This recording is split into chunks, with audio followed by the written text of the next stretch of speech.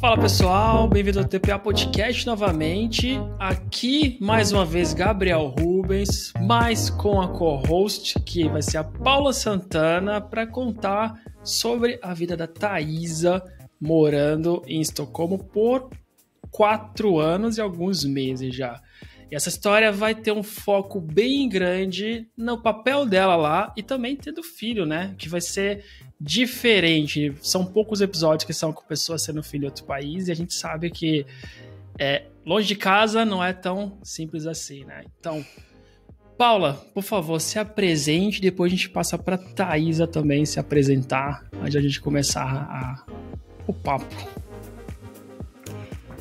Bom, hoje eu tô de co-host aqui pra gente falar um pouco aí sobre essa experiência da Thaisa, principalmente aí de ser mulher desenvolvedora e criar um novo ser humano aí num lugar totalmente diferente de onde se nasceu. Pago os meus boletos aí como desenvolvedora back-end e vamos lá pro nosso papo. Pago os boletos, que legal. Thaisa? É mais importante, né?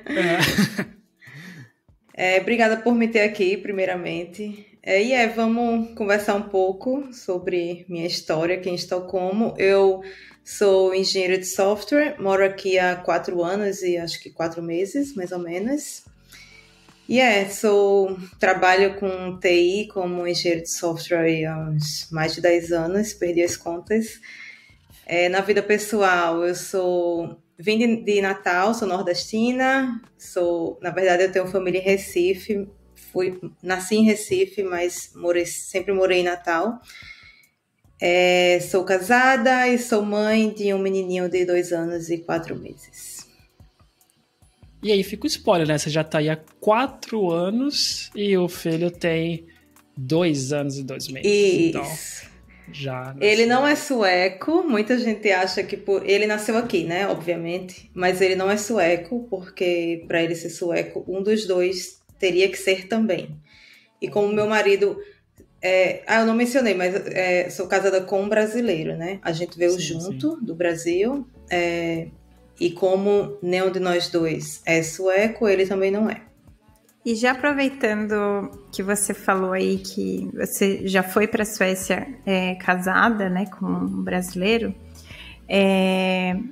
eu queria entender como que foi na época, né? Você foi pelo seu visto? Como que foi esse processo? Se foi algo planejado? Porque geralmente o que a gente ouve muito aí é casais que acabam indo, né, morar fora e geralmente o cara, né, o pai, ele é responsável e a mulher acaba não trabalhando. Como que foi no seu caso? No nosso caso, eu acho que tem uma diferença, porque nós dois somos da área, né? Então, eu acho que facilita muito arrumar emprego em qualquer lugar. Ele também é desenvolvedor de software. A gente, na época, estava morando em São Paulo. Ele também é de Natal, a gente se conheceu em Natal e nos mudamos para São Paulo em determinado momento para trabalhar. Então, a gente estava trabalhando fisicamente em São Paulo, nós dois, em empresas diferentes e tal. E ele começou a trabalhar remoto em São Paulo e eu trabalhando fisicamente. E passamos uns meses assim e tal, dava tudo ótimo, nossa vida estava ótima e tal, a gente adorava morar em São Paulo. Mas aí ele como ele estava remoto, e assim, a área de TI tem muitas possibilidades, né? A gente começou a pensar assim, nas possibilidades. Uma possibilidade seria eu também pegar um remoto e de repente a gente mudar de volta para Natal, porque o custo de vida é menor, a gente ia estar perto da família, tem praia, tem muitas praias, é uma grande vantagem. Sim. Ou então a gente procurar emprego fora. Eu nunca tinha pensado em morar fora, assim. Eu, pessoalmente, assim, nunca tinha visto isso como opção, mas meu marido, ele sempre pensou na possibilidade. E aí eu falei, tá certo, vamos ver o que é que vai dando certo aqui. Aí, assim, eu comecei a me preparar um pouco para isso, assim, eu me lembro que a primeira coisa que eu fiz foi mudar meu LinkedIn para inglês. Eu falei, pronto, mudei para inglês. E a partir daí, tipo assim, isso mudou muito, porque eu morando em São Paulo e, tipo, trabalhando com algumas tecnologias chaves, tipo Java, que tem muita vaga, e o meu LinkedIn em inglês, tipo, eu comecei a receber contatos de fora. E aí, um desses contatos foi dessa empresa aqui, se chama iZettle. Na verdade, na época se chamava iZettle. Hoje em dia ela foi comprada pela PayPal e hoje em dia se chama Zettle by PayPal. E na verdade é PayPal, né? Eu trabalho hoje em dia para PayPal. E aí eles entraram em contato comigo pelo LinkedIn. Eu falei, vou fazer para ver no que dá, até para testar, começar a ver essas possibilidades e tal. E eu acabei passando. E aí eu conversei com meu marido. Eu falei, e aí? A gente vai, não vai?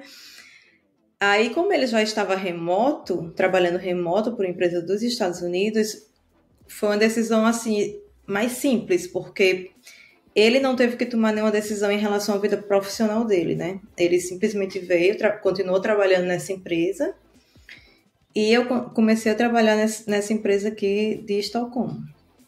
E aí que tudo começou. E é uma mudança gigante, né? Vocês estavam pensando em voltar para a praia, né, em Natal, e acabou indo para a Suécia. Então foi uma curva gigante. Mas o que mais que vocês cogitaram de país? Quando tu mudou teu LinkedIn para inglês, o que tu estava pensando? A Suécia é um destino não tão comum, né? Exato. Na verdade, eu nunca tinha pensado Suécia. Ele também não. A gente pensava muito esses mais comuns, que a gente tinha amigos que já trabalhavam, conhecia pessoas tipo Berlim, Amsterdã, Canadá, talvez. Era mais esses cantos assim. Não tinha passado na nossa cabeça Estocolmo. Na verdade, assim, eu sabia pouquíssima coisa de Estocolmo. E quando a pessoa me mandou o contato, eu meio que fui pesquisar sobre a cidade e tal. E a gente veio muito assim, nessa de, vamos ver, né? Pelo menos a gente já vai estar lá. Se por acaso não gostar, a gente vai para outro lugar depois. Mas ao menos já vai estar lá, já vai ter uma experiência. E pois cá estamos, 4 anos e alguns meses depois. Ainda estamos aqui. E assim, só para dizer que assim, a gente não necessariamente acha que vai morar aqui o resto da vida, assim. A gente também ainda é aberto a novas opções, mas, enfim, sem nenhum plano prático por enquanto. E dado que tem todo esse ambiente da Suécia, do clima, como que foi a adaptação inicial? Você foi em 2018... Como se teve um tempo ali, né? Até no inverno, vir a pandemia. Né? E como que foi essa adaptação? Como foram os primeiros meses? Assim, o que você sentiu, além de toda essa avalanche, né? De novas informações, cultura, clima. O que você sentiu de diferença em relação ao trabalho, à sua rotina que você já tinha no Brasil? Olha, muita coisa, viu? Bem diferente. Assim, eu acho que os primeiros 6 meses foram bem difíceis, porque é muita nova informação o tempo todo, assim. Muito, tudo completamente diferente. Tanto o trabalho, né? Quando você já muda um trabalho, até mesmo no Brasil, quando eu mudava de trabalho, já é muita informação para você captar e tal. E imagina, além disso, todo o resto da sua vida tá sendo nova. Então, era muita informação, eu tinha muita dor de cabeça no início, assim, o tempo todo dor de cabeça, até pela questão de estar trabalhando em inglês pela primeira vez. Meu inglês, até hoje em dia, o meu inglês, né, eu nem digo que é muito bom, assim, não é perfeito o meu inglês, mas, enfim, eu trabalho em inglês, mas comecei nesse momento, né, a trabalhar em inglês realmente, assim, 100% do tempo. Então, tinha essa questão do inglês, trabalho novo, e toda a questão de morar numa cidade nova, né? Assim, tudo é novo. Você precisa fazer alguma coisa, você não sabe como fazer. Aí, até mesmo coisas básicas, como se deslocar, ir para algum lugar, tudo você tem que ficar pesquisando. É como se você fosse, tipo assim, quando você está viajando a turismo, que tudo você tem que olhar no Google e tal, você está fazendo isso por, sei lá, 6 meses, até você aprender um pouco as coisas. E a questão da língua também, que eu acho que aqui na Suécia é uma questão bem assim, que pega muito, é a questão da língua sueca, né? Porque tipo, é totalmente diferente de inglês, de português, que são as outras línguas que eu falo, que são as línguas que eu falo, na verdade, que eu não falo sueco, até hoje em dia eu sei pouquíssimo, assim. E ao redor, assim, tipo assim, você tá no metrô, até mesmo no trabalho, a empresa que eu trabalho é muito internacional, então, tipo, as pessoas, obviamente, todo mundo fala inglês, e o trabalho em si é todo em inglês, mas, sei lá, sempre tem um grupinho falando sueco, ou sei lá, no metrô, na rua, as pessoas falando sueco, e no início era muita informação pro meu cérebro, assim, ele ficava tentando captar essas informações, não conseguia, fora todo o resto de novas informações que estava tendo, tipo assim, os primeiros 6 meses foram muito difíceis. Aí depois meu cérebro meio que começou a ignorar o sueco. E até hoje meio que acontece isso. Tipo assim, é como bloquear, se eu não escuto, basicamente. Assim, as pessoas na rua, eu meio que não escuto o que elas estão falando. Tanto é que quando eu comecei a tentar aprender, eu tive que me forçar a ouvir. Porque chegou uma hora que meu cérebro tipo, bloqueou, não escuta mais. Eu acho que para proteger um pouco de tanta informação que tinha no início, né? Mas assim, foi bem difícil os 6 primeiros meses, fora toda a questão de logística, de documentação, né, de arrumar apartamento, tudo isso, assim. Mas aí depois dos 6 primeiros meses as coisas acho que vão acalmando, né? E aí vai meio que voltando ao normal, assim.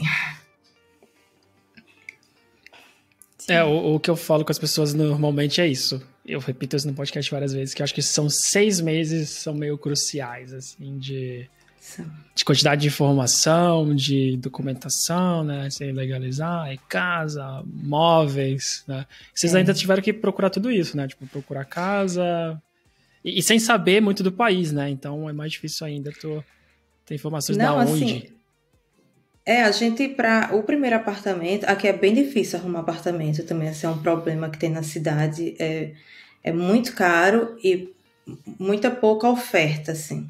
Então é bem difícil achar, mas no início a empresa auxiliou a gente. Assim, eles contratam a empresa de realocação, né? Então eles ajudaram muito, assim, no início e foi crucial, porque eles que arrumaram para a gente o apartamento, na verdade.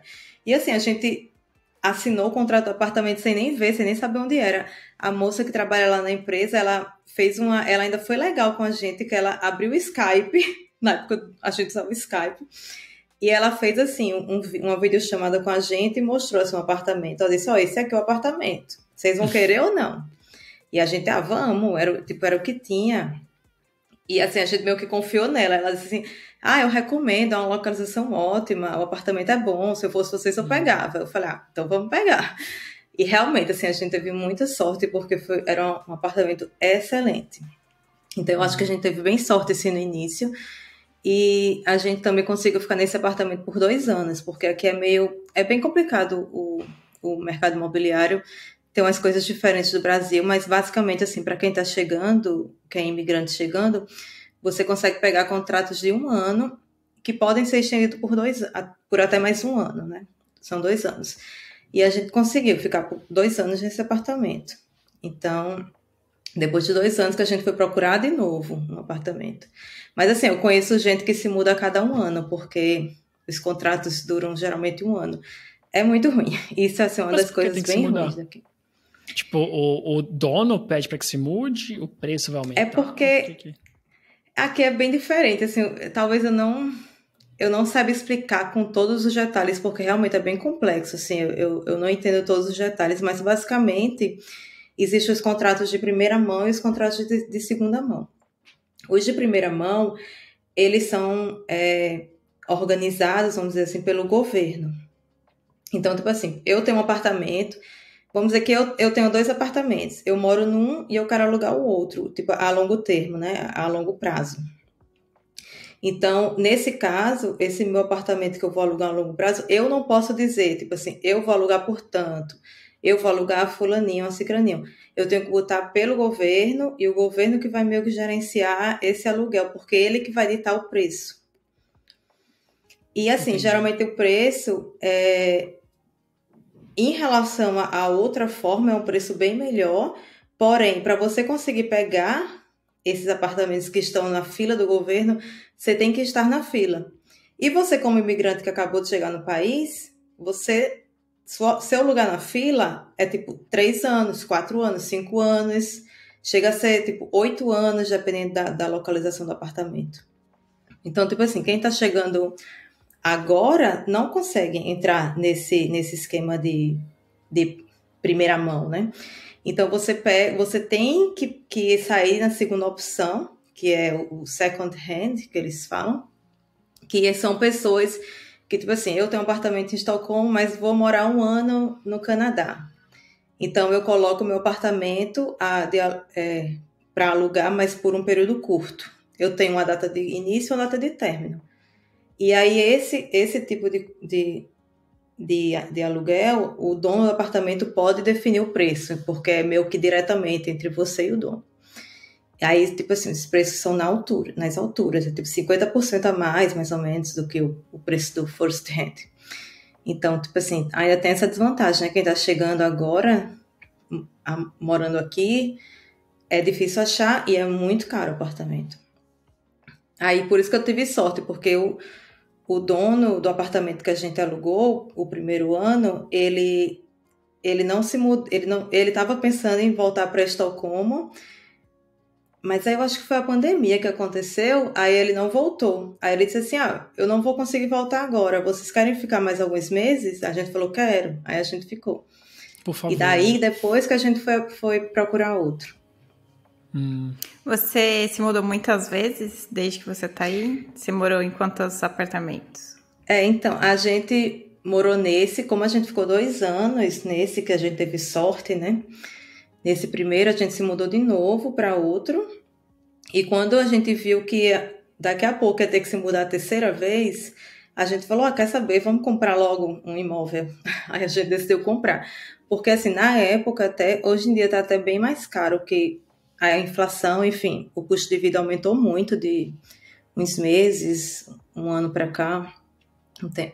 Desde do ano passado, né, principalmente. Mas na época valia a pena financeiramente, assim, você comprar um imóvel, porque o preço mensal que se pagava era mais barato do que as possibilidades de apartamento que tinha nesse esquema de second hand. Sim. Aí agora a gente tem nosso imóvel, então agora não precisaremos Pelo menos mudar. diminuiu aquela questão de vocês ficarem se mudando, tendo que lidar com contratos, vou para uma casa, não sei quanto tempo vou ficar lá. Isso. A gente com criança, né, quando a gente comprou o imóvel, a gente já tinha o nosso filho. E desde que a gente se mudou, a gente sempre pegava apartamento mobiliado, porque a gente não tinha nada. A gente chegou com 2 malas apenas. E tipo assim, a gente não tinha nada, nem um copo, um garfo, nada. Então a gente sempre ia para apartamentos mobiliados.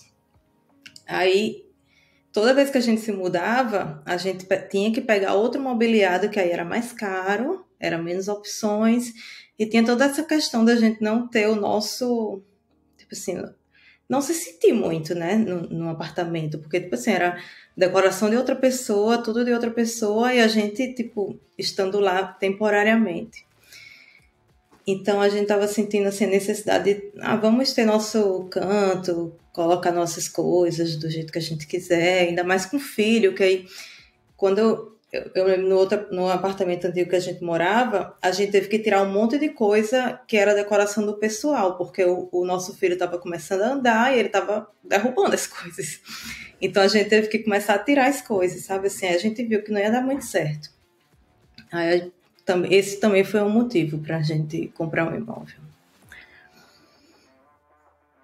E no meio desse processo, como você engravidou, estando aí na Suécia, como que foi esse processo de decidir, mesmo estando longe da família? Como que foi o processo de acompanhamento da gravidez? Como que é a saúde pública aí na Suécia? A saúde pública é um tópico bem polêmico, vamos dizer assim. É um tópico que eu não conheço muito, porque eu evito usar ao máximo, porque é muito diferente do Brasil, muito diferente de como eu estou acostumada. E assim, eu escuto muitas diversas opiniões, assim, tem gente que tem experiências muito boas, tem gente que tem experiências muito ruins, mas enfim, a gente pode entrar no detalhe depois da saúde pública, mas assim, em relação à gravidez, geralmente o feedback das pessoas é que é muito bom, e o meu também foi assim. Tudo assim, em relação à criança especificamente, principalmente a bebês, é tudo de muita qualidade, sabe? O acompanhamento médico foi sempre bem bom, assim, bem atencioso, porém bem diferente do Brasil também. Porque aqui tem bem menos consultas do que no Brasil.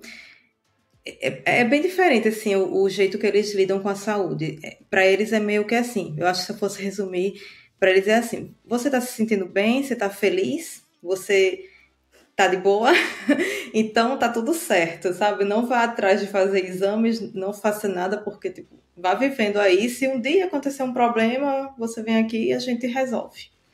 Eles, assim, eu acho que no Brasil é muito preventivo, e aqui não tem muito isso. Mas, ao mesmo tempo, eu acho que as pessoas aqui têm mais acesso à informação. Então, eu acho que talvez viabilize um pouco essa metodologia, vamos dizer assim, sabe? Tanto é que durante o acompanhamento da gravidez, assim, é bem diferente.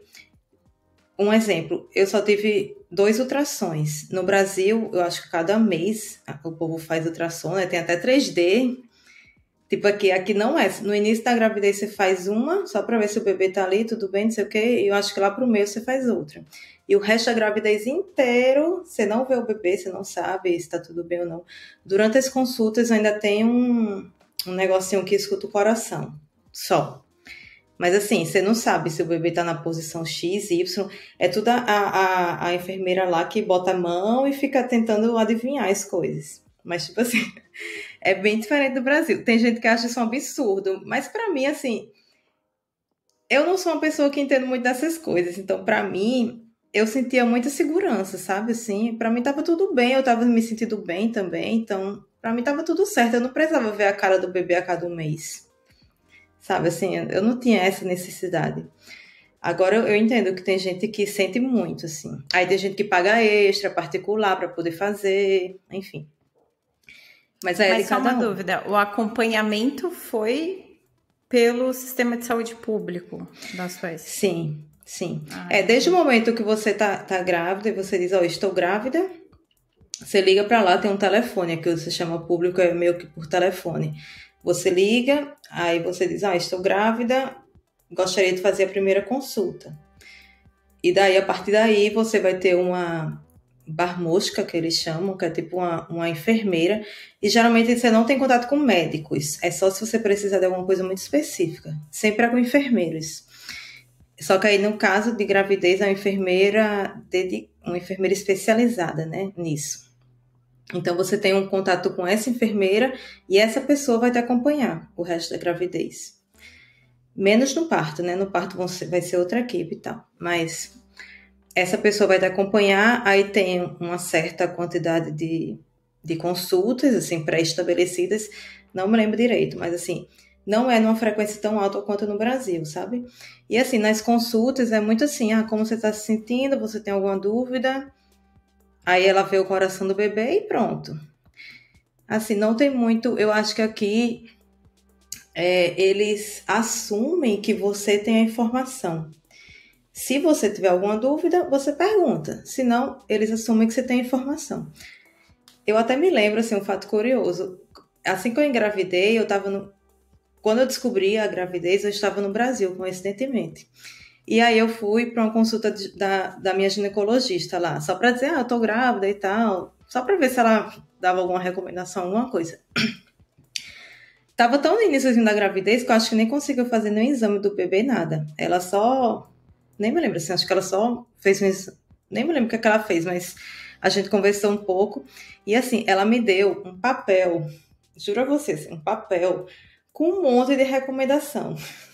coma isso, não coma isso, evite isso, não faça isso, não sei o quê, não sei o quê. Em relação a tudo, assim, alimentação, até, tipo, vida sexual, se eu deveria fazer não sei o quê, não deveria fazer... Enfim, um monte de recomendação, assim, sabe? Tipo assim, como se fosse um guia que você tivesse que seguir. E aqui, não tem isso, assim.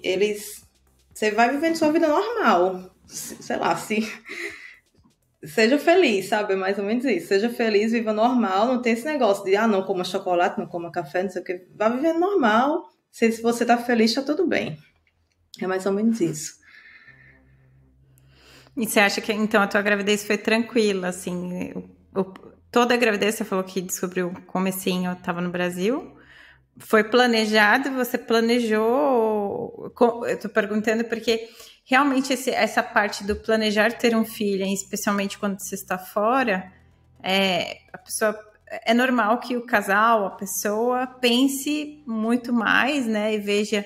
Porque não tem aquela... eu tenho um parente, eu tenho uma pessoa para contar. Literalmente ali os pais o tempo inteiro, né? Foi planejado, até porque, assim, a gente não tinha previsão de voltar para o Brasil, né? Então, assim, não adiantava a gente ficar, vamos esperar para ver se a gente volta para o Brasil. Não tinha mais essa possibilidade. Então, não é que não tinha possibilidade, mas não tinha, a gente não estava pensando nisso, né? Em voltar. Então, tipo, não adiantava ficar esperando muito e tal. A gente viu que os dois já estavam estabilizados, a gente tinha nosso emprego, a gente já estava, tipo assim, tudo certo na vida. Então, vamos, próxima etapa, vamos ter filho. E aí foi planejado tudo, mas realmente, assim, essa questão de não ter, né, família para ajudar, enfim, a gente também não sabia, né? Enfim, era o nosso primeiro filho, a gente não sabia muito o que esperar. A gente sabia que ia ser difícil, não sabia o quanto, hoje a gente sabe o quanto é difícil, mas ao mesmo tempo, assim, a gente que é imigrante, morando fora, sem família, não tem outra opção, né? É encarar, a não ser que você não queira ter filho, obviamente, mas se você quiser ter filho, é encarar isso e tentar contornar, né? Assim, de outras formas. Sim, e você teve, o teu parto foi aí na Suécia, você falou que você não fala sueco, então todas as enfermeiras, toda a equipe falava inglês com você. Eu fiquei imaginando como que seria no momento de dor, onde você está prestes a ganhar o seu filho, e dizem que os nossos sentimentos, assim, o nosso cérebro ele trabalha muito diferente quando a gente está com emoções, tanto que geralmente, né, quando você vê assim, a pessoa vai falar em espanhol, que é a língua materna dela, vai falar em português, nunca vai sair a segunda língua. Então, assim, como que foi esse processo, né, de ter o bebê ali, o processo realmente do parto, e como que foram os primeiros dias ali? Se tem um acompanhamento depois, como que é esse pós-parto, já que eles são tão zens aí, tão diferentes do Brasil, né? Então, isso é uma coisa bem interessante, assim, eu até tenho assim, uma piada interna comigo mesmo, que eu acho que a próxima vez que alguém me perguntar qual o seu nível de inglês, aí eu vou responder, eu parei em inglês. Tipo assim, porque realmente o parto todo foi em inglês, tudo foi em inglês. E o pessoal aqui, apesar da língua ser sueca, tipo, todo mundo fala inglês. É muito difícil achar alguém que não fala inglês aqui, então... Até por isso que faz 4 anos que eu moro aqui e não falo sueco ainda, porque meio que a gente nunca precisou do sueco. Agora, eu com filho, é outra história, a gente pode entrar nesse assunto depois. Porque, enfim, meu filho está aprendendo a falar agora e, obviamente, ele está falando sueco. Mas, enfim, a gente pode falar nesse ponto depois, que é um ponto interessante.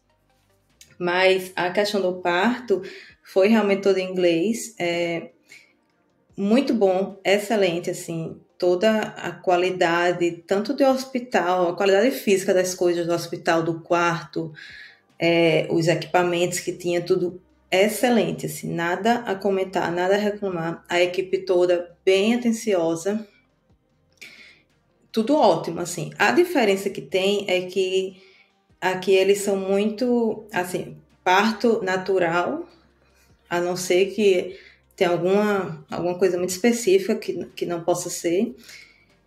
E você só pode entrar no hospital quando você já está em trabalho de parto, ou muito perto do trabalho de parto. Então, não tem aquela coisa assim de, eu acho que vai chegar, vou para o hospital ficar lá esperando. Não tem isso. Tanto é que quando eu estava começando as contrações, aí eu liguei para lá e falei, e aí, será que eu posso ir para o hospital já? Não posso? Aí a pessoa falou assim, você está conseguindo falar? Eu disse, tô aqui falando com você e tal. Então, você tá bem, não vem agora não. Quando você não conseguir falar, aí você vem. Diga aí, tipo assim, é muito assim. É tipo, você chega só para parir. E, só que assim, no meu caso, foi um parto bem longo, durou mais do que um dia e tal.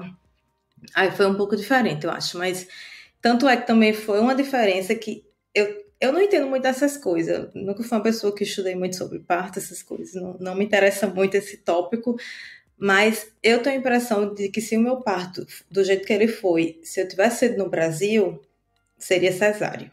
Que eu acho que iria chegar em um momento e falar, não, você já está aqui há, sei lá, mais de 18 horas, vamos para cesárea para ser mais fácil. Tanto é que o pessoal da minha família, que estava acompanhando à distância, né, obviamente, até porque era pandemia, então a gente estava realmente totalmente isolados, ninguém pôde vir ajudar a gente, nada. E o pessoal estava, tipo assim, no WhatsApp, né, acompanhando como dava para acompanhar, por mensagem e tal.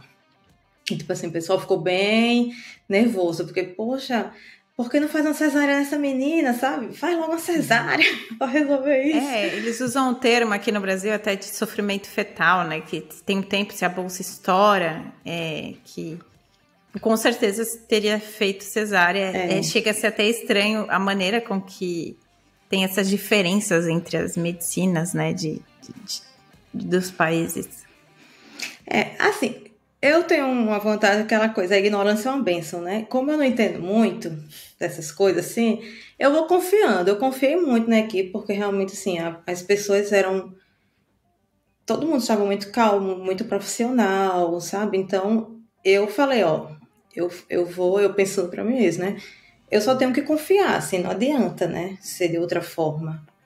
Então, eu confiei na equipe e falei, ok, o que precisa fazer, vamos fazer. Então, tudo que... Eles que estavam ali, né, gerenciando tudo, e eu só, tipo, seguindo o fluxo. Mas aí foi, tipo, chegou um determinado momento que aconteceu isso, que você falou, que, tipo, tava demorando demais, a bolsa já tinha estourado, e eles fizeram um teste de oxigenação, eu acho, uma coisa assim, e viu que tinha que sair. Aí eles usaram um artifício de, tipo, puxar um vácuo na cabecinha. Aí foi meio que, assim, usou esse artifício para poder nascer naturalmente de uma forma emergencial, vamos dizer assim. Eles sugaram forceps o bebê. Que eles usaram ou não?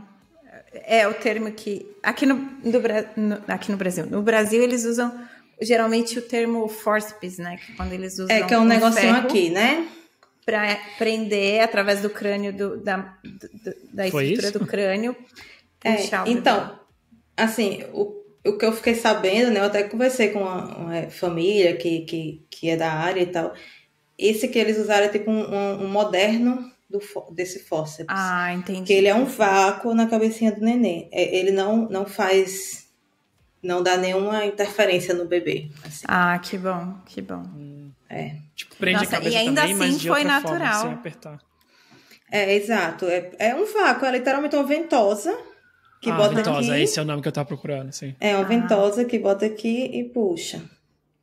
Mas o interessante é como eles se esforçam para que o parto seja natural, sendo que no Brasil existe um esforço para que não seja natural, exato. né?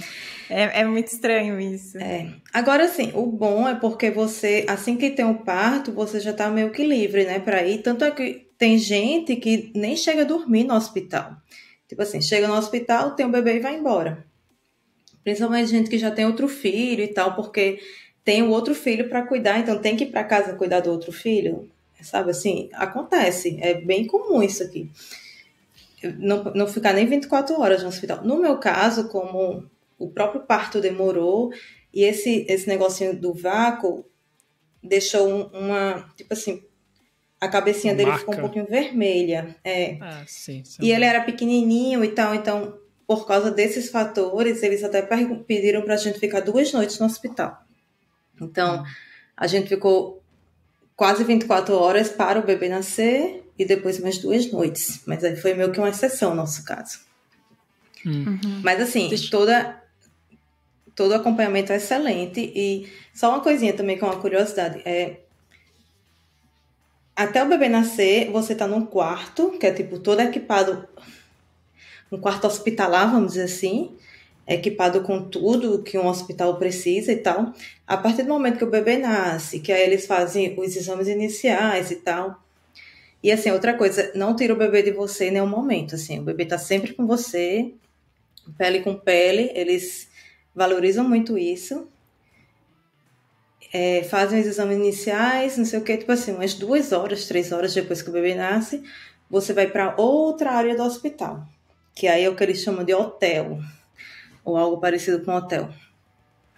Que aí é tipo assim, é um quarto bem mais simples, que não tem todo o aparato hospitalar, e aí você fica lá com o bebezinho, aí tem gente que nem chega aí para essa parte, essas pessoas que eu disse que é bem rápido, já vão assim, depois. nem chega aí. Então é só uma sala de espera. Para casa. Não é só que aí, tipo assim, esse outro quarto é um quarto mesmo. Um quarto de hospital, só que assim, tem poucos equipamentos, não é aquela coisa assim, tipo, de hospital e tal. Mas está dentro do hospital também. E assim, nessa segunda parte do hospital que você vai, aí assim, é bem legal, tem todo o acompanhamento também, de vez em quando entra a gente no quarto para avaliar o bebê e tal. E eu achei muito legal que tem tipo assim uma cozinha, que aí você vai lá e come a qualquer momento. E tipo assim, tudo de graça. Tá. Na verdade, a única coisa paga é, né, nesse segundo quarto, o acompanhante paga a diária. Mas assim, é um valor muito barato, sabe, assim, em relação a tudo que se tem. Então, tipo assim, é muito barato o processo inteiro, assim, em relação à qualidade, né, das coisas. A estrutura é pública, né? Não é uma estrutura particular. Sim, Isso. Entendi. E você comentou dessas pessoas, das mulheres que já vão para casa mais rápido, então eu queria chegar nessa parte que era de como que a vida mudou depois que o bebê chegou, né? Porque isso influencia também no trabalho, não só o teu, mas dos dois. Muito mais no teu, mas o teu marido também. Mas aí, antes disso, eu queria também voltar no hospital, porque tu comentou sobre ser bem diferente, as pessoas irem menos no médico. Seja feliz, né? Você tá feliz, tá respirando, não precisa ir no médico. Então, porque eu já ouvi isso algumas vezes em outros países, que eu já ouvi algumas pessoas falar que o brasileiro vai muito no médico, mais do que em outros países. Então, eu queria saber muito da tua experiência aí, e aí mais de forma mais ampla, porque tu comentou, eu não vou no médico. E aí eu queria saber, o que significa isso? É porque você não sabe como é, você não gosta, não entende? O que te faz evitar aí? Então, porque é bem diferente, porque essa questão da forma como eles abordam as coisas, né, muda muito em relação ao Brasil. Então, quando eu tenho algum problema, eu sempre imagino que para eles não vai ser nada. Tipo assim, Tá. Eles vão me dizer, volta para casa e toma um remédio, sabe? Assim, eles falam muito isso, tipo, não, toma remédio X, que é tipo um remédio que você compra na farmácia normal, anti-inflamatório, e espera 3 dias. Se nada mudar, você volta, sabe? Assim, acontece muito isso. Então, sempre que eu tenho alguma coisa, a primeira coisa que eu faço, eu olho no site do governo. Isso é uma coisa muito boa, assim. Existe o site do SUS daqui, que é o 177, que é até o número que você liga, se você precisar de alguma coisa e tal.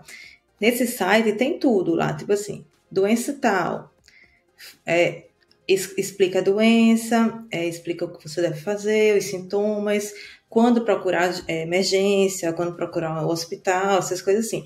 Então, eu acho uma coisa positiva que existe como é que chama assim, um sumário de informação, das informações. Tipo, existe uma sei lá, se um wiki é a melhor coisa, mas existe uma base de dados para tu tentar entender. Que é a base que, tipo, todos os outros hospitais e profissionais do país seguem, né?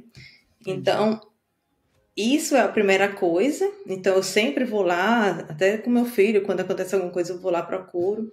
A questão é que é em sueco, né? Então, às vezes eu tenho que, tipo assim, a coisa que eu tenho, aí eu traduzo para inglês, do inglês eu traduzo para sueco e boto lá na busca para tentar achar alguma coisa. Mas aí é mais por isso, assim, que eu evito ir, porque eu meio que sempre eu tenho a impressão que eles vão dizer que não é nada e tal. Até agora a gente só precisou usar 2 vezes o sistema público em 4 anos. Uma vez foi com o meu marido, ele estava com muita febre, a gente até ia viajar e tal, ele não conseguiu viajar porque ele estava com muita febre, muito mal, e a gente foi pro hospital. E assim, o sistema é público, mas também é pago, você paga, fora os impostos, né, que são caríssimos, mas consulta, emergência, algumas coisas você paga. Criança não, até 18 anos é totalmente gratuito, também é uma coisa muito boa, assim. Incluindo remédio e tal. Se a criança precisar de remédio, qualquer coisa, é tudo gratuito. E aí a gente foi com meu marido para o hospital, a gente ficou lá acho que 6 ou 8 horas, não me lembro. Ele foi atendido por um enfermeiro, tomou soro, o enfermeiro deu um remédio, ele até começou a se sentir melhor, só que ainda estava com um problema, a gente nem chegou a saber o que era. E ficou de um médico vir atender ele e nunca veio. Aí a gente meio que desistiu. A gente foi embora. A gente falou, não adianta ficar aqui. O médico não vai vir. A gente ficou a noite lá. Acho que passou 6 ou 8 horas, não me lembro. Aí a gente voltou para casa. E comprou um remédio na farmácia. Médico. Sim. Mas é o que acontece, assim. Esse médico provavelmente estava dando prioridade a pessoas que estavam, tipo, em casos muito críticos. Então, assim, ao mesmo tempo que o sistema é muito... Existe um suporte muito bom, ao mesmo tempo tem essas situações, sabe, que se sua situação não for muito crítica, você não vai ser atendido. Incluindo crianças também, assim, eu vejo muitos relatos de crianças que estão com febre há 5 dias, há 4 dias, e as mães vão para o hospital e voltam, porque ficam esperando 6 horas, 7 horas e nada acontece. Ou então, no máximo, alguém vai lá, um enfermeiro, e diz, tome o remédio tal que você compra na farmácia, sabe? Aí, tipo assim, é bem diferente. É uma coisa assim que eu ainda não aprendi. Talvez um dia eu aprenda como funciona, mas assim, é bem diferente. Ao mesmo tempo que eu também já vi muita gente falar muita coisa boa. Tipo, eu conheço gente que precisou fazer cirurgia e foi tudo excelente, assim, o atendimento muito bom, tudo excelente. Então... Não sei, eu acho que varia muito de caso. Talvez os casos mais graves são a prioridade, então aí o atendimento... eu acho que é isso mesmo. Tá. Eu só fiquei curiosa com uma coisa. Nesse caso, não tem a opção de médico particular? Por exemplo, seu filho está com uma febre há 5 dias. Ou você leva no público, ou não tem opção de você, por exemplo, conseguir uma consulta num pediatra? Pois é, que eu saiba, não. Não tem. Existem coisas que tem, tipo assim, como eu falei, a ultrassonografia. Só tenho direito a 2 pelo sistema público. Se eu quiser pagar por fora, eu pago. Mas esse tipo de coisa de médico para urgência, emergência, não saiba. Eu queria saber até como que foi com o trabalho, não só depois, mas até antes da gravidez. Antes da gravidez não, durante a gravidez e depois... Para vocês dois, né? Como que funciona a regra aí? Quanto tempo? Então, qual que é o processo? Então, é uma coisa também bem diferente do Brasil e também é uma coisa que o governo dá muito suporte e facilita muito nossa vida como, mesmo sendo imigrante, sem sistema de ajuda, né? Sem ajuda da família e tal. Essas coisas que o governo dá facilita muito. A primeira coisa é a licença... Primeiro se chama licença parental, porque tanto o pai como a mãe tiram. São de 480 dias, no mínimo 90 para cada um, e o restante a família divide como quiser. Então, O que acontece geralmente é que divide meio a meio, assim, o que eu vejo em geral. Ou então, às vezes a mãe tira, tipo, perto de 1 ano e o pai tira o resto, uma coisa assim. Mas, enfim, é mais do que 1 ano de licença. E também você pode usar até uma certa idade, eu acho que é 8 anos ou é 12 anos, eu acho, da criança. Então, você não precisa usar tudo quando ele é o bebê. Você pode usar, tipo, 1 ano e vai usando o resto ao longo dos anos, dos próximos anos. Eu tenho um colega, inclusive, que faz isso. Todo verão, ele tira um pouquinho da licença parental para poder aumentar as férias dele. E aí ele fica com as férias bem grandonas, assim. E aí, no nosso caso, eu tirei, eu acho que 7 meses. Foi 7 meses de licença. Voltei a trabalhar e meu marido tirou 6 meses. Então, tipo... É muito legal isso, porque ao mesmo tempo que eu fiquei com o bebezinho, ele também ficou. Então, ele teve a experiência, toda a questão, né, do laço, do vínculo, ele também teve essa experiência. Além disso, nos primeiros 10 dias, o pai também tem 10 dias off do trabalho. Tem uma coisa também que... Se você tem filho, você tem o direito de pedir diminuição da carga horária. Até o início do ano, eu tava trabalhando 75%, 6 horas por dia só. Aí no início do ano eu voltei a 100%. E tipo assim, é uma coisa que você pode solicitar. Você não precisa negociar. Você só avisa que você vai diminuir a carga horária. É muito bom também.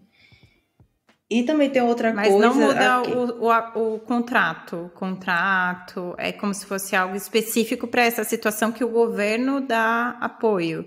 Como se fosse uma lei trabalhista ou algo do tipo? Sim, é uma lei trabalhista. Seu salário não vai mudar por causa disso? Não, muda. Eu não comentei, muda. Reduz em 25%, né, no caso. É proporcional. E outra coisa que tem também, que eu acho bem legal, é uma coisa que se chama VAB, que a tradução é meio que cuidar da criança, algo assim, que é quando a criança está doente, você simplesmente falta o trabalho, você não precisa mostrar atestado, você não precisa justificar, você só diz, estou de VAB, e pronto. Então, e tipo assim, isso é muito comum, acontece o tempo todo, as pessoas faltando o trabalho porque a criança está doente. Então, tipo, facilita muito. Então, vou aproveitar e perguntar sobre o... VAB. Você falou que isso é muito normal. O quanto isso é normal, independente de gênero? Porque, infelizmente, no Brasil existe essa coisa muito da mãe ficar de licença, né? E eu acho que não deve ser muito diferente. Você é back-end, com certeza a maioria das pessoas que trabalham com você são homens. Posso estar muito errada, mas... proporcionalmente falando, é um número maior, acho que isso no mundo todo. E o quanto isso é natural, por exemplo, o seu marido acaba ficando de VAP em alguns momentos, você, e o quanto isso é normal dentro dos... pensando na sociedade mesmo, do país que você está vivendo. Essa é uma boa pergunta e uma coisa bem legal que eu acho é que é bem igualitário que as coisas. Então, os meus colegas homens também tiram VAB e é super comum. Meu marido também tira, enfim, é super comum. Inclusive, você anda na rua de Estocolmo, você vê muitos homens com as crianças, né? Porque eles também têm a licença deles. Então, eu acho que isso muda muito. Quando o homem também fica 6 meses sem trabalhar, cuidando do filho, isso já, tipo, tanto o vínculo, né? Como também a questão da responsabilidade também, né? De então, aprender tipo assim, também, né? Não depender só da esposa. E, tipo, realmente divide as responsabilidades. Então, essa questão da igualdade entre os gêneros é bem legal, assim. Eu diria que ainda não é igual, até porque existem pesquisas que dizem que tipo, o salário das mulheres ainda é menor do que o dos homens, mas em relação ao Brasil, tipo assim, tá anos à frente. Ainda nessa questão, né, tanto juntando o VAB com essa diferença de quem cuida mais ou menos, né? Tem um episódio que eu gravei, esse vai no começo do mês, outro vai no fim, que que é na Inglaterra, e a Anna O'Sullivan, ela até comenta de que no começo ela cuidou mais dos filhos, né, no comecinho, depois mudou, e que ela sentia inveja do marido porque ele dirigia, né, o trabalho. Ela falava assim, nossa, eu queria aquela 40 minutos que ele dirigia de silêncio, sabe, porque eu tava em casa com dois... E aí eu queria saber como que foi pra ti e como foi essa divisão, porque a situação de UK, né, em Londres, na Inglaterra, que ela tá pro teu, pelo que eu tô entendendo, é muito diferente por como funciona o sistema. E com isso, tu também se sentiu mais sobrecarregada do que o teu marido ou foi mais equilibrado? O que tu sentiu diferença na prática, essas diferenças de lei aí? Olha, eu acho que a questão da sobrecarga em relação a essa questão de trabalho e tal, é bem igualitário, assim. Porque, tipo, tudo que eu tenho direito, ele também tem direito e os deveres também são bem iguais. E a sociedade em si também já é normal dividir, né?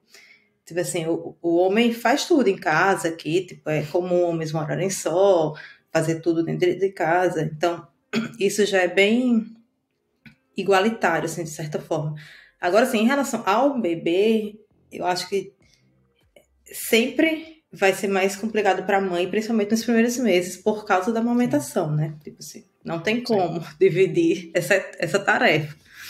Então, de toda forma, acaba sendo mais pesado para a mãe, principalmente nos primeiros meses. Mas, assim, todo o resto, né? O fato de... Quando meu bebê tinha 7 meses, eu voltei a trabalhar. E meu marido ficou em casa. Então, tipo assim... Eu tive esse momento de, ufa, agora, fechou a porta do escritório e, ufa, vou ter alguns minutos em paz. No nosso caso, era pandemia. Exato. Só que assim, no nosso caso é pandemia, então a gente estava em casa o tempo todo, né? Então não teve essa questão de, tipo, eu sair de casa para ir trabalhar, mas fechou a porta do escritório, ufa, é tipo as férias. Pra mudar o ambiente, né? Sim. Tinha o meu antigo chefe que tinha 3 filhos, ele brincava de que, tipo, chegava no verão, a gente falava, eu não tô saindo de férias, meus filhos estão saindo. E aí ele brincava também, porque ele gostava muito, ele era muito apegado, então você vê o Instagram dele é só filha, lendo historinha, brincando, então ele é muito apegado. Mas ele tinha essa piada de que quando voltava pro trabalho, ele falou, agora começou minhas férias, sabe? Mas é mesmo, viu? Eu entendo. Eu entendo, é porque mentalmente, atenção, né? Mentalmente pesa muito, assim, cansa muito. E fisicamente também, né? Você não para, que nem o seu filho tá com 2 aninhos agora. Uhum. E ele tá cheio de energia, tá andando, com certeza deve estar falando agora. Eu não sei como que foi o processo, por exemplo, vocês começaram a levaram ele pra creche, quando que passou essa fase? Agora ele está interagindo com outras crianças. Como é criar uma criança morando na Suécia? A gente sabe que alguns países são mais... proporcionam mais um ambiente para pais, para quem tem crianças. E o quanto isso faz parte do dia a dia de vocês? Isso que você falou, assim, proporcionar um ambiente para a criança. Eu acho que tipo, isso é a definição da Suécia hoje em dia para mim, assim, de Estocolmo, né, principalmente. Porque, assim, tudo é em torno de crianças, assim. Não diria que é em torno de crianças, talvez não seja essa expressão, mas, tipo assim, tudo está considerando-se uma criança. Tipo assim, coisas pequenas na sociedade. Uma vez eu ouvi alguém falando isso, eu achei interessante, que tipo, tem alguns países, talvez o Brasil seja assim, que tipo assim, a sociedade é em torno dos adultos. Aí a criança vai estar ali acompanhando, mas a sociedade é em torno dos adultos. E aqui não, as crianças já são inseridas desde pequenininha, desde sempre, né? Já se considera-se as crianças, assim, então eu acho que isso é muito legal. E coisas pequenas, assim, tipo... A rua é reta, a rua tem espaço para subir o carrinho, descer o carrinho.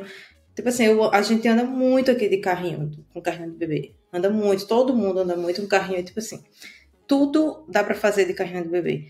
Tem gente que corre carrinho de bebê, porque o povo aqui gosta muito de correr e tal. Então, tipo, é muito comum você estar assim, principalmente no verão, você tá no parque e ter gente passando, correndo com um carrinho de bebê, segurando assim, o carrinho, porque, sei lá, provavelmente essa pessoa tá de parental leave por 6 meses, 7 meses, e não quer parar as atividades físicas. Então, eles correm de carrinho, assim. E tudo é muito, assim, acessível, sabe, para as crianças. Muitos parques, tipo, em todas as esquinas tem parque. Muito, assim, tudo é bem fácil, eu acho, assim. Bem fácil criar uma criança aqui. Tanto é que quando a gente viaja para outros lugares, até mesmo na Europa, a gente sente falta disso, assim, não tem parque. Ou quando, assim, você tem que se deslocar para ir para o parque. Aqui você anda, você encontra um parque aqui. Você olha para o lado, tem um parque ali. Você anda, a próxima esquina tem outro parque ali, assim. É literalmente assim, sabe? Agora ele tá falando, tá andando, se ele tá interagindo com outras crianças, se vocês colocaram, se tem conceito de creche aí, ou escolinha, porque ele tá numa idade que ainda não deve ser obrigatório, né? Uhum. Entrar numa escola. Então, como que foi? Se ele tá ou não? Sim, aqui tem a creche, é também uma coisa interessante. A educação é gratuita a partir dos 6 anos, né? Escola mesmo. Até universidade é gratuito. Então, tanto a saúde, né, que eu comentei, é gratuita quanto a educação. Porém, a creche é paga e é a partir de 1 ano só. Você não tem como colocar o seu filho antes de 1 ano na creche. Então, e assim, como o parental leave são 480 dias, então, teoricamente, você vai ter os dias para ficar com seu filho no primeiro ano. Então, é isso que as pessoas fazem, né? O primeiro ano fica com a criança em casa, tem gente até que estende esse período, mas pra gente, quando ele fez 1 ano, a gente colocou na creche, que era a idade mínima. É pago, só que assim, é um valor bem justo, eu acho, existe um teto, e esse teto é um valor bem justo para a qualidade, né? Até porque é o dia todo, você pode escolher quanto tempo ele fica. Depende também da carga horária do trabalho dos pais. No nosso caso, que os dois trabalham 8 horas, a gente tem direito de deixar a criança o dia todo na creche. E é pago, e inclusive, também uma coisa que eu não mencionei de um dos benefícios, é que o governo dá vamos dizer, uma Bolsa Família. Para cada criança que você tem, ela dá um certo valor por mês.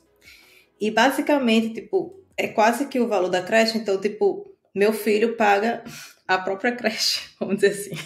Porque esse valor da Bolsa Família dele é o dinheiro da creche, basicamente. Na verdade, é um pouquinho mais, assim. A gente tem que dar por fora um pouco mais. Mas... Independente de quanto se vocês trabalham ou não, o governo dá esse valor. Esse valor, sim. É independente disso. Agora, sim, é um valor realmente bem baixo. Não dá para muita coisa, não, mas é um dinheiro.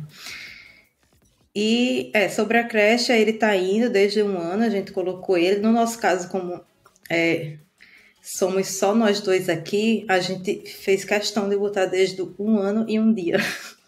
A gente falou, vai para a creche, para a gente poder, enfim, tipo assim, ao menos durante o dia, a gente ter um momento onde assim, ufa, sabe? Tudo bem que era um momento que a gente trabalhava, mas assim, é um momento que a gente também descansa um pouco. Pelo menos a carga mental, né? De criar um filho. E ele hoje em dia tem 2 anos e 4 meses, então ele já está na creche há mais de 1 ano, ele adora, já tem amiguinhos lá, tá aprendendo sueco, e também assim, isso é um problema que a gente está tendo agora, porque como a gente nunca aprendeu nos 4 anos passados, né? Agora a gente provavelmente vai precisar aprender, porque assim, ele literalmente está falando sueco em casa e a gente não entende. Quando a gente encontra amigos que falam sueco, aí eles falam, você percebeu que ele falou tal coisa? A gente, foi, sério, que legal, sabe, assim, é muito louco, assim. Tanto é que mas ele fala português.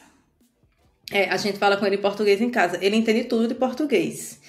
Ele entende o português, tudo que a gente fala, mas as palavras que ele está aprendendo, vamos dizer assim, 80% ele fala em sueco. Principalmente assim, as frases maiores, porque ele vai aprendendo na escola, né? É onde ele passa a maior parte do dia também. Então, ele entende tudo de português e sueco, mas fala mais sueco. agora, né? Mas assim, eu acho que vai chegar um momento que ele vai estar falando os dois. É porque realmente ele está aprendendo a falar agora. Aí eu acho que para ele é mais fácil talvez falar sueco, porque ele precisa de usar na escola também e tal. Enfim, não sei. Porque ele deve interagir muito com as crianças, né? A interação entre crianças na creche deve ser... basicamente onde ele passa quase o dia todo, então acaba sendo incorporando, não tem como, né? E aí, até voltando lá atrás, que você falou que ele não é sueco, eu fiquei na dúvida. Então, nesse caso, vocês e nem ele conseguiriam a nacionalidade sueca, mesmo morando aí por um tempo? Aqui você pode tirar você pode requisitar a partir de 5 anos morando. Como a gente está morando há 4 anos e pouco, agora a gente está tirando o nosso visto de residência, visto de residente, que a gente pode estar aqui sem ser vinculado ao trabalho, porque até agora, nos primeiros 4 anos, tem um vínculo do trabalho. Na verdade, os 2 primeiros anos tem um vínculo da empresa, do cargo que aquela empresa te deu. A partir daí, nos 2 anos seguintes, que são do 3º ao 4º ano, tem um vínculo do cargo. Você precisa estar trabalhando, no meu caso, como back-end developer, em qualquer empresa. A partir do 5º, no final do 4º ano, você pode pedir a residência permanente, que aí você pode estar aqui sem ter um vínculo de trabalho, né? A gente solicitou em outubro, mas, tipo assim, as filas estão gigantescas, muito por causa dos... Tipo assim, aconteceu a guerra agora, então veio muita gente para cá, então aumentou a fila da agência de imigração, então sai afetando todos os outros processos. A gente está aguardando ainda, e quando a gente fizer 5 anos, a gente pode requisitar a cidadania. Aí, se a gente pegar, né, quando a gente pegar, ou se a gente pegar, o nosso filho também vai ter. Coisa que eu fiquei pensando aqui é sobre esse tempo que a gente tem maior para cuidar dos filhos, né? A gente tá falando das pessoas na Suécia. E eu queria saber como que tu sentiu o impacto quando você voltou pro trabalho, né? Porque, por um lado, é o normal, todo mundo tá acostumado com isso, né? Mas eu queria saber a tua experiência pessoal de 7 meses depois, voltar pro trabalho, qual que é a sensação, assim, de começar de novo na equipe? Foi bem complicado, assim, eu diria. Ao mesmo tempo que eu estava muito feliz de ter um tempo, assim, aquelas férias, né, que a gente falou, tipo assim, um tempo sem cuidar da criança, que demanda muito de você, um tempo ali de boa no computador, tudo bem que você está trabalhando, mas é aquela coisa ali focada no computador, não é uma criança demandando de você 100% do dia. Eu acho que é bem diferente, assim, o tipo de trabalho. Mas, ao mesmo tempo, assim, para mim, como mãe, mudou muito, assim, minha cabeça mudou completamente, assim. Até hoje eu não sei explicar muito bem, mas eu demorei muito para voltar, assim. Eu precisei meio que me reentender, eu tive que entrar no psicólogo para poder, tipo... onde é que eu estou no mundo, sabe, assim, essas coisas, assim, bem filosóficas, assim, me bateu muito essa vibe, assim, e demorou muito, assim, eu diria que demorou, acho que mais de 1 ano e meio, para eu realmente conseguir me concentrar de volta no trabalho, por exemplo, conseguir lidar com outras coisas que não seja cuidar da criança, sabe, porque, tipo assim, Sim. Você é absorvido naquele mundo, e para sair dali, para mim, foi muito difícil, assim. Demorou mais de 1 ano e meio. Apesar de eu já ter voltado a trabalhar com 7 meses, né? Eu tava trabalhando, mas, assim, a cabeça, tudo era muito focado ainda em cuidar da criança. E tu acha que a equipe percebia isso? Porque, novamente, eu tô falando isso no teu ponto de vista, mas, tipo, novamente, eles estão acostumados, né? Isso que acontece com todo mundo. Então, é só o que... Pra eles, talvez fosse uma pergunta até estranha, né? Eu tá fazendo, porque é só como acontece. Mas tu sentia que eles percebiam que tu ainda tava se encontrando? Provavelmente sim. Agora, aqui, eu acho que assim, a relação com o trabalho é bem diferente do Brasil. Assim, não existe tanta pressão de você ser produtivo o tempo todo. Então, eu acho que isso também te dá uma, né, paz de espírito? Uma paz maior, Sim. Porque, assim, para eles é muito importante essa questão do balanço, né, da vida pessoal e profissional, realmente, assim, é uma coisa que se coloca na prática. Por exemplo, essa questão do VAB, se sua criança estiver doente, você falta o trabalho porque é importante você cuidar da sua criança. Uhum. E, tipo, ninguém julga, todo mundo acha ok, até porque todo mundo faz. Então, eu acho que isso me deu mais paz de espírito, é como você falou, para voltar lentamente, né? Que legal. Você acha que se fosse no Brasil, talvez você acabaria entrando numa... O que eu tô querendo dizer é que é muito normal para algumas mulheres no Brasil acabarem falando, olha, eu já não sirvo mais para isso. E até... E aí Demissão, reverbera né, muito que a própria pessoa acredita nisso, porque o ambiente propicia que ela acredite nisso. No normal, ela já acredita, né? Depois de tanto tempo afastada, se eu ficar uma semana sem codar, eu volto e já não lembro algumas coisas. Eu fico imaginando depois de tantos meses, e ainda mais quando a sua mente está muito focada, né? É instinto físico, humano, né? Muda muita coisa. Então, o quanto você acha que teria sido simplesmente uma fase totalmente diferente se você estivesse no Brasil, na mesma situação? Sim, eu acho que seria bem mais estressante, né? E talvez até entrasse na estatística, né, de mulheres que são demitidas quando voltam da licença maternidade. Seria bem mais estressante, no mínimo.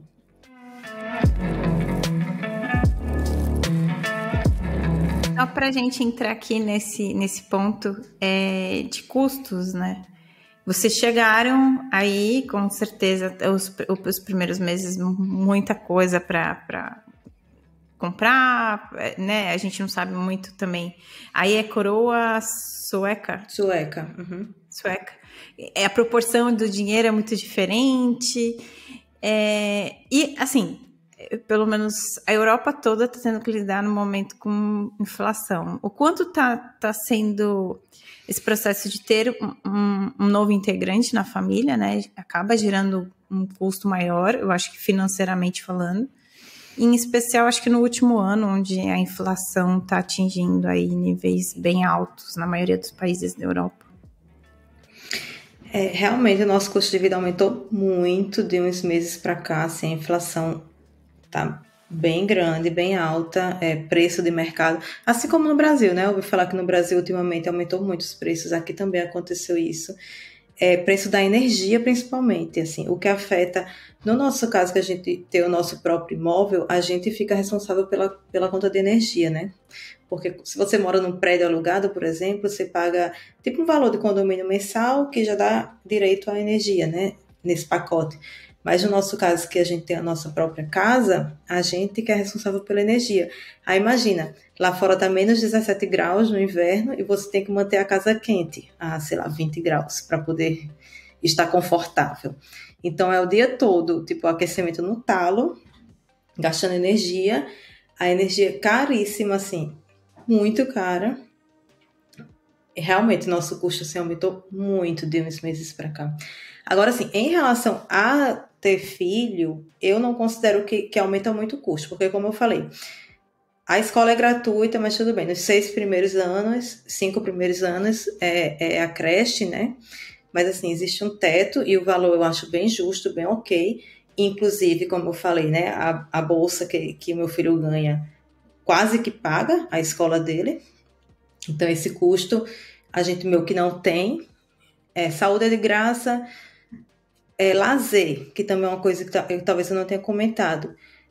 É muita coisa de graça, assim. O lazer daqui se resume mais a aproveitar o ambiente externo, assim.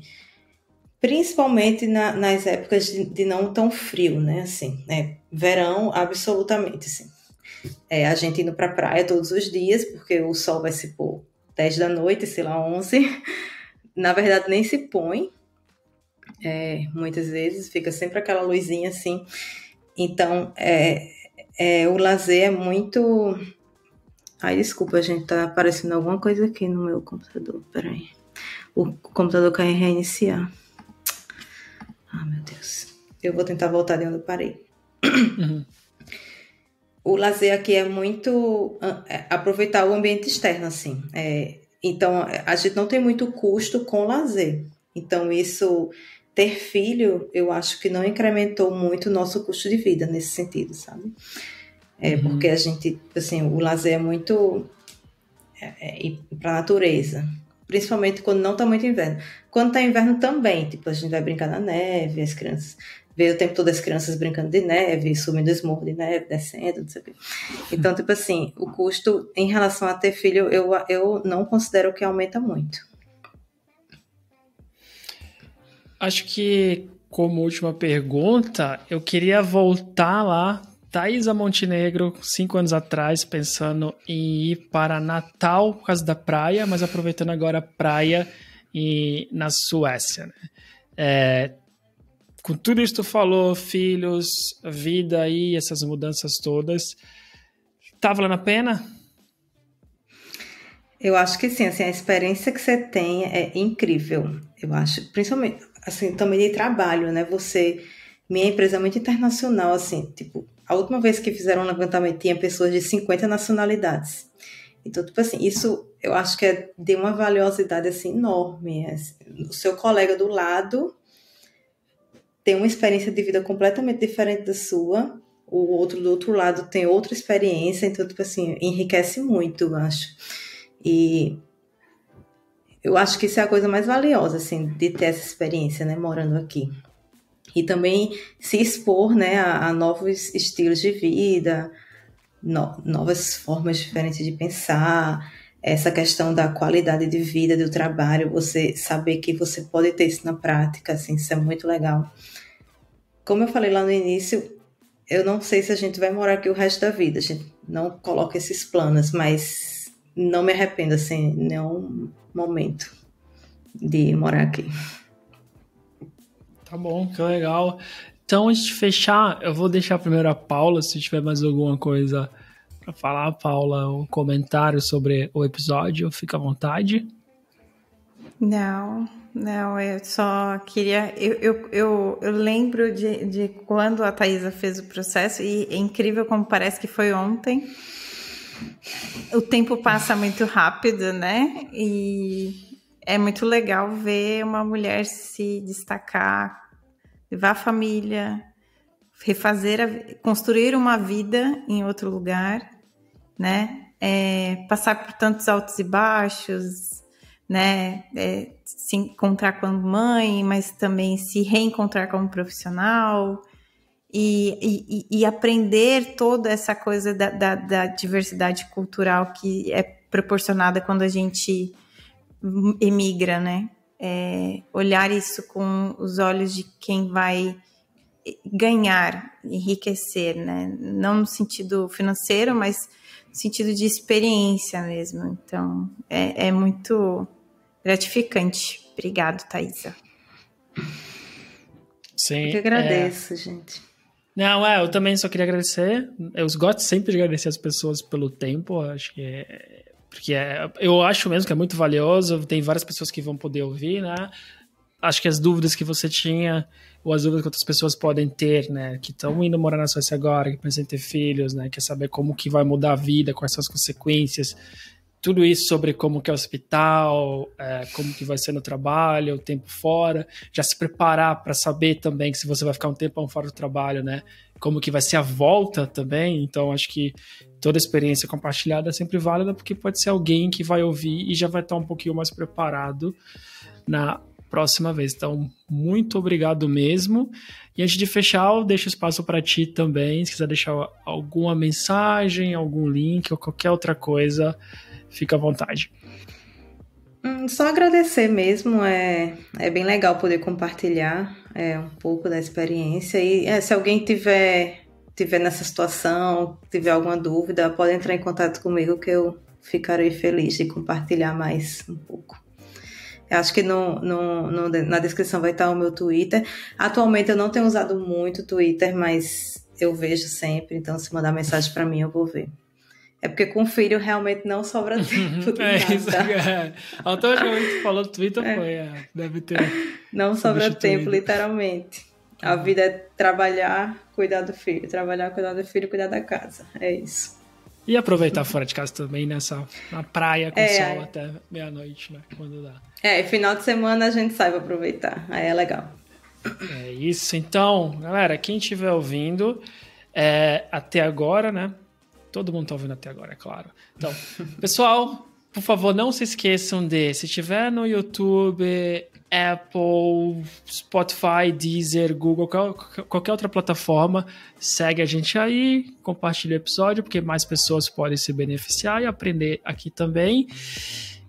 Thaisa Montenegro, Paula Santana, muito obrigado mesmo pelo episódio e a gente continua a conversa e quem sabe tem uma próxima. Então, até mais. Até mais. Tchau, tchau. Tchau, tchau. Bye, bye. Tchau, tchau.